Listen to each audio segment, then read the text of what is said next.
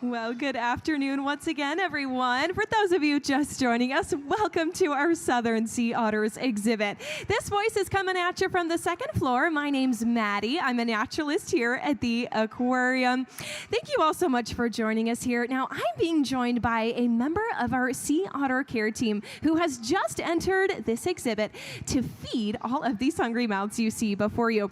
Now, Rosa is the star of the show here today at the 3:30 feeding. She is going to be that otter there on the right-hand side with that blonde fur around her face.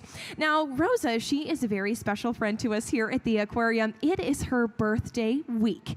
And not only that, she is the oldest known living sea otter at 24 years old. So we have been celebrating her in full all week. In fact, at this very moment, there is a live stream on a streaming platform called Twitch that is going on right now by someone of the name Doug Doug. That is their Twitch streamer name. And he has raised today $185,000 for Rosa. So I'm hearing some whoops and hollers from the audience here. It looks like we've got some Rosa and Doug Doug fans. Woohoo! Now, woohoo! Yes, now Doug and their community are joining us here with that live cam, so I hope you could hear those whoops and hollers, Doug through my microphone.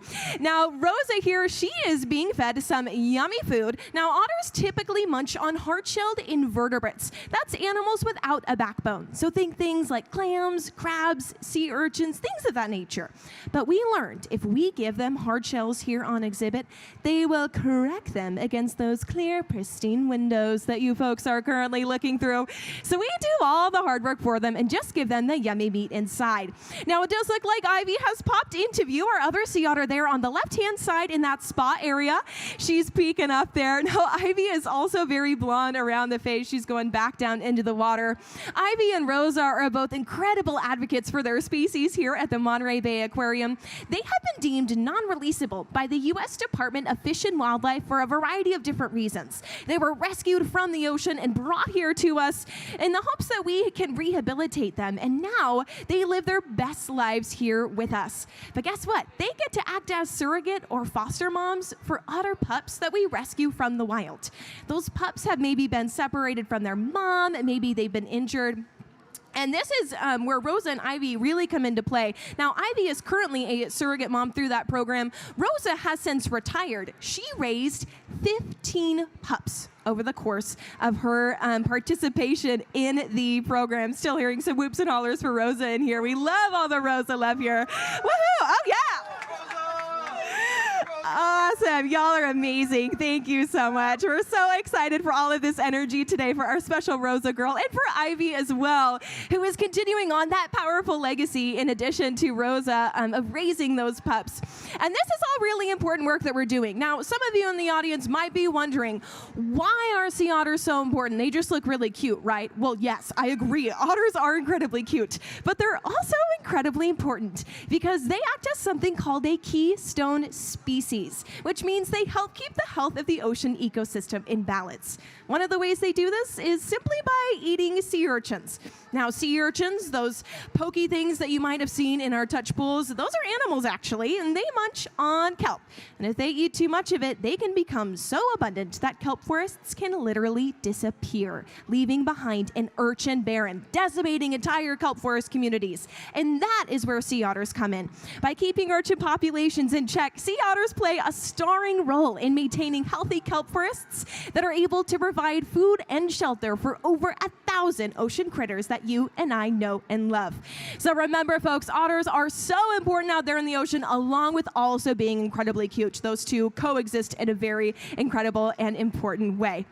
Now, we're continuing on with the feeding of our sea otters. We've got Rosa there over on the right-hand side. Now, we got a question earlier. Why is it that Rosa twirls as she is eating her food? That is a great question that I actually also had myself. Well, have you ever been eating a crunchy snack? You get crumbs all over your body. You take your hand and you got to flick all those crumbs off of your clothes.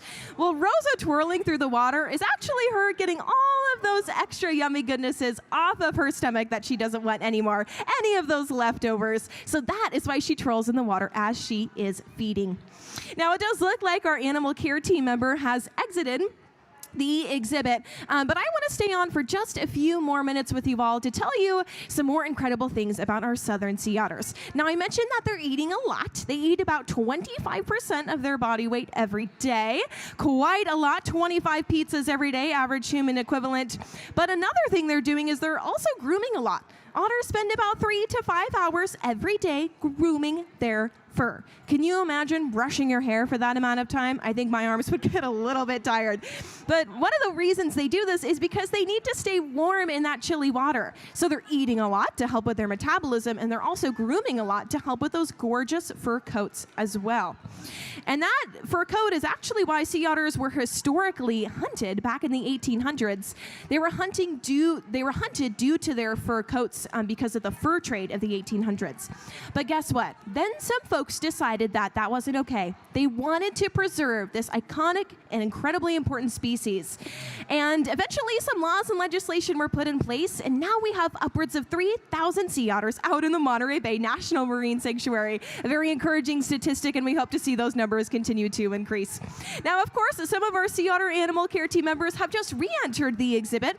Now, this part is what we call an enrichment. Anything that both mentally and physically stimulates these otters. We are giving lots of ice to our furry friends, Ivy and Rosa, inside right now, because ice has a very similar consistency to those hard-shelled invertebrates that they love to munch on. But again, we want to make sure we give them those hard shells behind the scenes, so while they're here in the exhibit, they're not cracking them against those clear, pristine windows. So ice is a win for us and a win for these otters, and so feel free to enjoy watching them crack to their heart's content. It's actually quite fun to see that as well.